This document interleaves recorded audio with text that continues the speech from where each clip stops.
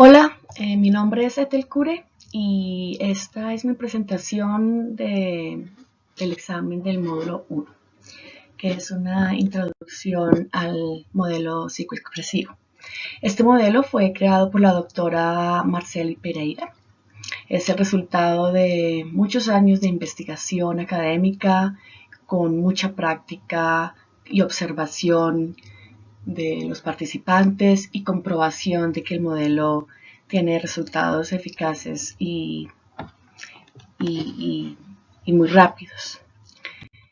Este modelo, a mí me parece muy interesante esta parte, que este modelo nos muestra que se puede ampliar el abanico de posibilidades de comunicación con el expresante por medio de la combinación de los medios terapéuticos tradicionales, como son las conversaciones privadas con los expresantes de forma hablada, y esto combinado con los recursos expresivos como visuales, corporales, sonoros, psicoplásticos, lúdicos, oníricos, nos permiten una mejor comprensión y una idea más auténtica de lo que el participante está sintiendo o viviendo.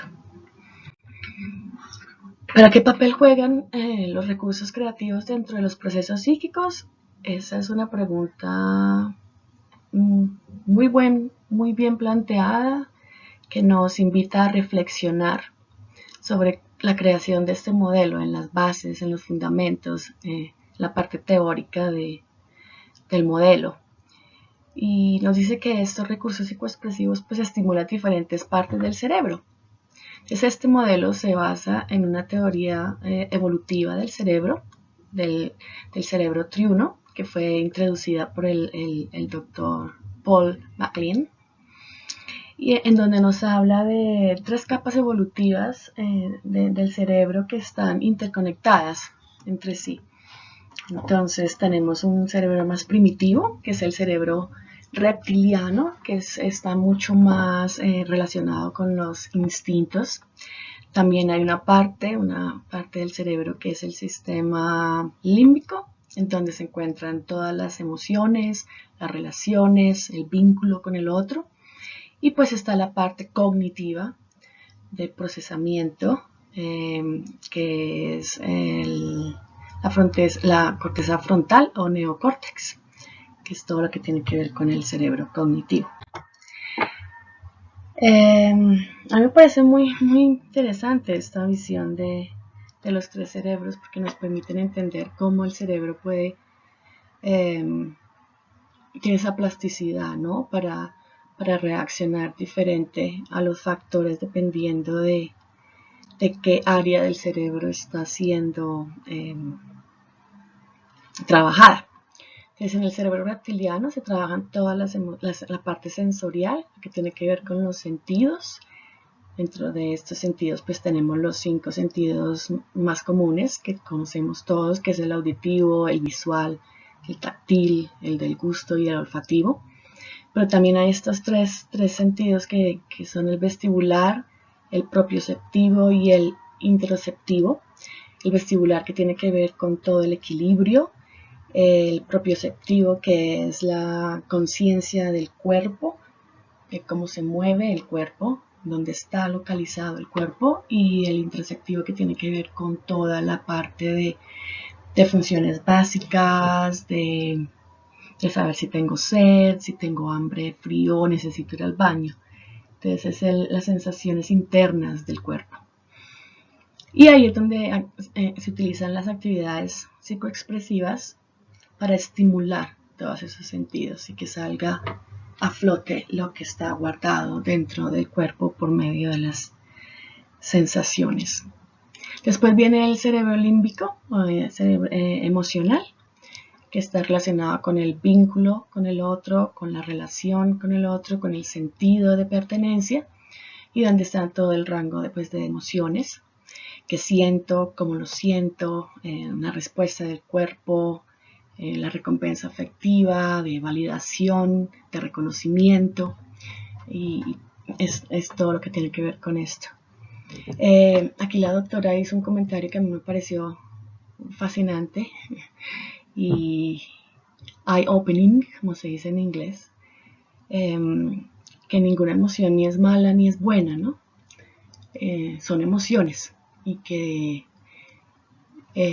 la manera en que trabajemos con ellas es lo que lo pone en esa característica de ser disfuncional o funcional, pero no son emociones ni buenas ni malas. Entonces eso me pareció muy interesante. Y la tercera parte del cerebro, que es la parte evolutiva más evolucionada, pues en el concepto de evolución del cerebro, pues es la parte más evolucionada, que es todo lo que tiene que ver con cognición, que es la corteza frontal. Entonces el cerebro racional, donde se originan o producen los procesos cognitivos de actividades de integración y de elaboración. Y todo eso lo vamos a ver más adelante, cómo funcionan estos tres cerebros en las actividades de una sesión psicoexpresiva. Entonces este modelo nos permite relacionar cuerpo, mente y razón como una unidad, porque eso es el individuo, ¿no? El individuo es una unidad de mente, cuerpo, espíritu y razón. Entonces a través del arte se materializa, se externaliza lo que se está sintiendo y se le da una forma, ya sea por medio de un movimiento, por medio de un sonido, de una foto, de una máscara, de un dibujo, un cuento, un poema. Pues todo eso del interior sale y se nos presenta, y al presentarse no podemos verlo y podemos interpretarlo y podemos elaborarlo. Y después de que ya he trabajado con eso, que he plasmado afuera, lo reintegro, lo llevo adentro y le doy un significado nuevo. Y entonces esto permite, esa resignificación permite que el individuo sea capaz de tener perspectivas diferentes a la situación. Y desde una perspectiva diferente, tener una respuesta diferente al problema que se le está presentando. Entonces vemos un proceso de percepción, de sensación y de reflexión para luego reintegrarlo. Este modelo se puede utilizar en diferentes ámbitos, que es muy bueno también, porque no solamente es un modelo para situaciones psicoterapéuticas, sino se puede utilizar en ámbitos comunitarios, en educativos, en sanitarios, psicopedagógicos, clínicos y psicosociales. Yo soy profesora y trabajo con población neurodivergente. Entonces, para mí, utilizar el modelo dentro del aula para sesiones es lo que quiero hacer con todos los conocimientos, habilidades que obtenga al hacer este curso. Y también hay varios colectivos con los que se pueden trabajar, diferentes tipos de personas. Están los niños, están los adolescentes, están los adultos, también está el grupo familiar, los refugiados y pues el grupo de neurodiversidad, toda esa gama de neurodiversidad que estamos entendiendo mucho mejor.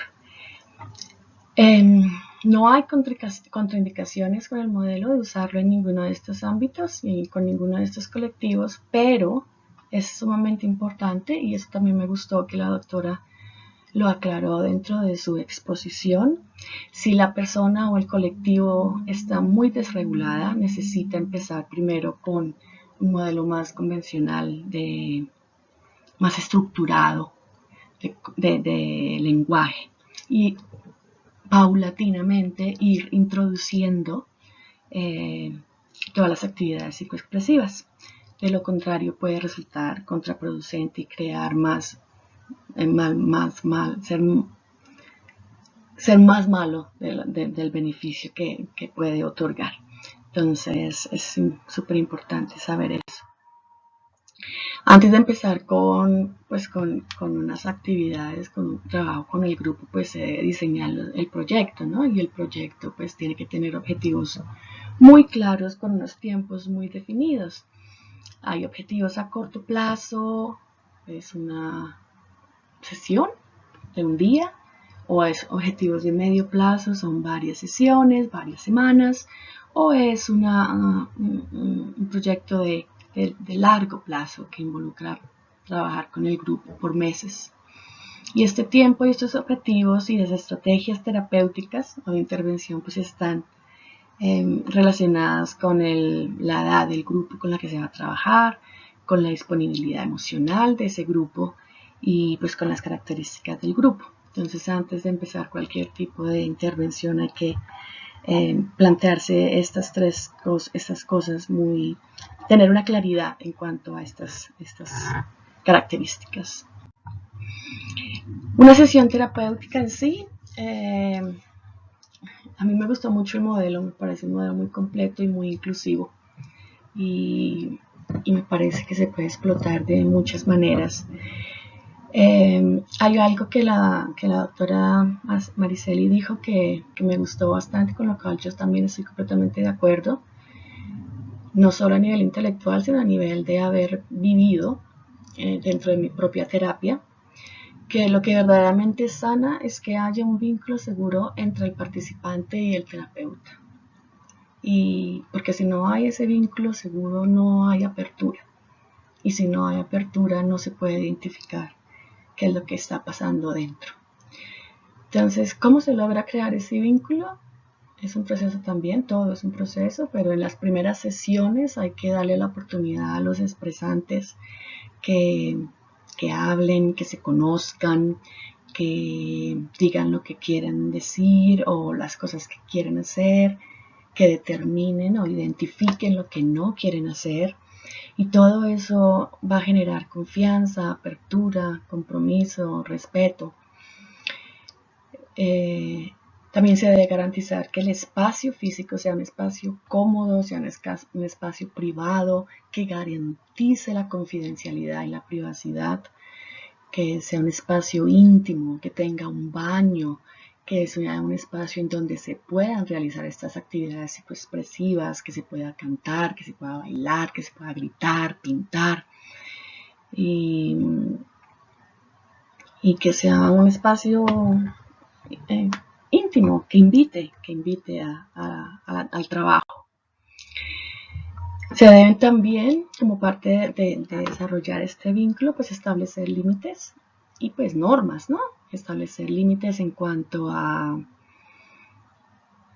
hasta dónde se puede llegar y lo que no se va a tolerar, que completamente establecido que el maltrato pues no se va a tolerar y debe haber unas normas de puntualidad, de las éticas de comportamiento, de respeto mutuo, de lo que se puede y lo que no se puede hacer en una sesión, las relaciones entre el facilitador y el expresante deben ser claras y esto permite aprovechar mejor las ventanas de oportunidad, estos momentos en que el expresante se abre, estos momentos en que el expresante nos muestra el sufrimiento y que son oportunidades únicas de trabajo.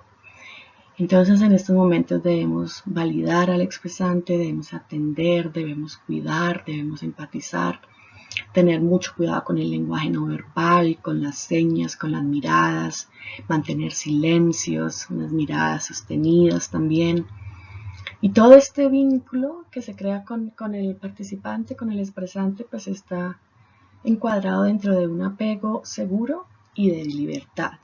Entonces, si se logra eso, pues la sesión va a ser mucho más provechosa. Las etapas de una sesión, también pues hay la etapa de bienvenida y una etapa de puente, en donde hay una conexión con lo que se hizo en la última actividad y cómo se puede relacionar con la actividad que se está planteando ahora. Hay unos objetivos claros de la sesión. También hay un chequeo emocional, cómo estoy, cómo me siento, qué pasó durante la semana, si surgió algo de la actividad anterior. Después sigue una activación psicofísica, es traer el cuerpo al cuarto, al sitio, al espacio, estar presente con el cuerpo y pues debe involucrar movimiento, ya sea un baile, un juego, caminar, contacto físico, contacto visual. Después puede haber un momento de actividad de experimentación para las personas que no sepan los recursos, que los exploren, que los miren, que exploren un poco para después pasar allá a la creación de los hexagramas, que son las actividades preparadas para la sesión. La doctora sugiere que para una sesión de 2 horas se debe hacer una actividad principal de 30 minutos, donde ya sea de pintura, ya sea de movimiento y danza, de teatro, de fotografía, de escritura. Y después de esa actividad, pues entonces viene el diálogo expresivo, en donde se estimula a la persona a hablar con su creación. Es una actividad individual en donde el facilitador o el terapeuta sirve de guía. Por medio de las preguntas terapéuticas le va dando pauta al expresante para hablar con su obra. Después puede haber una sesión de mesa redonda de trabajo en grupo en donde en 10 minutos se habla muy rápidamente qué sintieron algunas personas en la sesión. Hay una actividad de evolución en donde el facilitador expresa de manera positiva lo que sucedió durante la sesión, lo que se logró, las cosas para resaltar y las cosas en las que se deben trabajar más. Para finalmente pues tener la evaluación emocional. Ya se va cerrando, ¿no? Se va cerrando la sesión en donde con un movimiento, un gesto, una palabra se dice cómo me sentía al llegar y cómo me siento ahora. Y al final pues nos despedimos diciendo muy claramente y ahora cerramos la sesión con un aplauso, con un baile o con alguna de estas actividades psicoexpresivas. También hay que tener muy en cuenta de no caer en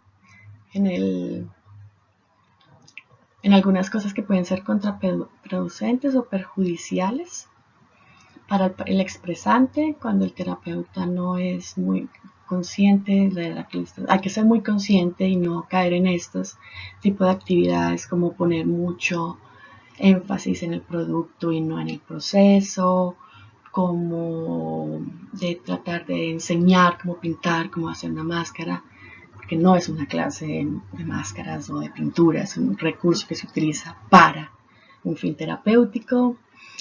Y lo más bonito que me queda es no interpretar el mundo del otro, porque cuando interpretamos el mundo del otro lo hacemos desde nuestros propios juicios de valores, de nuestra perspectiva. Y eso es un poco arrogante, que me gustó muchísimo que la doctora Marisabel lo haya dicho, no interpretar el mundo del otro. Todos somos facilitadores acá, el facilitador y el terapeuta está aquí para guiar y establecer un diálogo y desde ahí entender, que le permita a la persona entender lo que está pasando y al terapeuta tener una visión más amplia de lo que está pasando. Bueno, con esto creo que termino mi exposición y muchas gracias por todos los conocimientos compartidos.